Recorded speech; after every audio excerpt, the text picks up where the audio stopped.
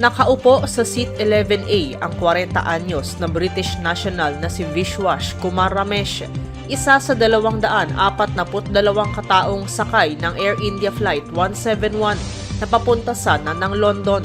Hindi katagalan, matapos mag-take off ang eroplano sa Ahmedabad International Airport, bumagsak na ito sa BJ Medical College and Hospital.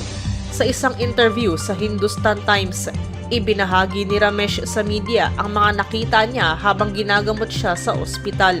Ayon kay Ramesh, masyadong mabilis ang mga pangyayari at nang tumayo siya sa kinauupuan niya sa Seat 11A, marami na siyang nakitang katawan at dahil sa takot, tumakbo na siya palayo saka nakita ang mga hiwa-hiwalay na parte ng eroplano.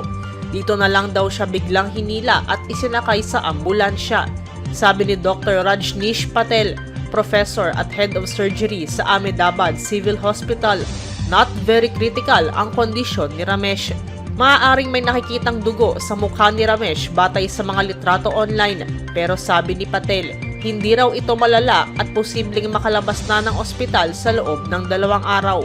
Pero paliwanag ni Patel, posibleng nakararanas ng post-traumatic amnesia si Ramesh batay sa paraan ng pagkakakwento nito sa aksidente.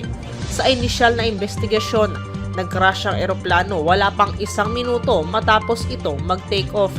Napag-alaman sa Air India na 169 na pasahero nito ay Indian nationals, 53 ang Briton, 7 ang Portuguese at 1 ang Canadian. Sabi pa ni Ramesh, kasama niya ang kapatid niyang si Ajay pero hindi niya ito katabi sa eroplano at hindi rin daw niya alam kung nakaligtas ito. Pabalik na raw sana sila sa Britain matapos bisitahin ang pamilya nila sa India. Sabi naman ni dating Federal Aviation Administration Safety Inspector David Susi, nagulat siya sa kinauupuan ng survivor dahil nakapwesto ito sa harap ng eroplano.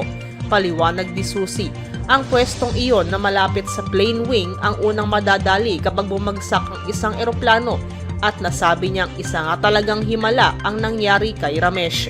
Sa ngayon, iniulat ng Ahmedabad Civil Hospital na nasa 270 katao na ang nasawi sa plane crash, kabilang ang ilang menor de edad, mga residente at iba pa na nasa loob ng pinagbagsakan nitong college building at hospital.